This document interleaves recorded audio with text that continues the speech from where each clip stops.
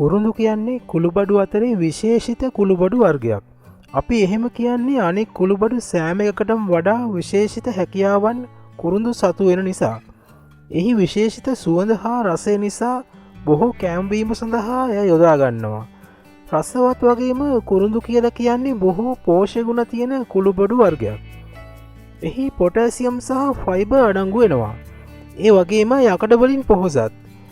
වෛද්‍යවරුන් පවසන්නේ කුරුඳු දිනපතා ආහාරයට එකතු කරගන්න කියලයි. කුරුඳු වල ඇති සෞඛ්‍යමය ගුණ මෙන්න මේවා. එය ආහාර ජීර්ණය පහසු කරනවා. රුධිරගත සීනි මට්ටම පාලනය කරනවා. පිළිකා සෛල වර්ධනය අඩු කරනවා.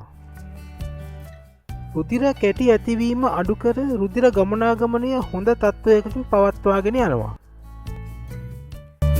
ස්නායු පද්ධතියේ ක්‍රියාකාරීත්වයට උදව් වෙන නිසා ඇල්ෂයිමර් රෝගීන්ට බොහෝ ගුණදායකයි.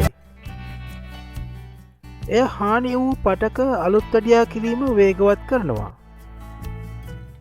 බැක්ටීරියා වෛරස් වලට එරෙහිව ක්‍රියා කිරීමේ හැකියාවක් කුරුඳු වලට තියෙනවා. ආතරයිටිස් රෝගයට එය බොහෝ ගුණයි.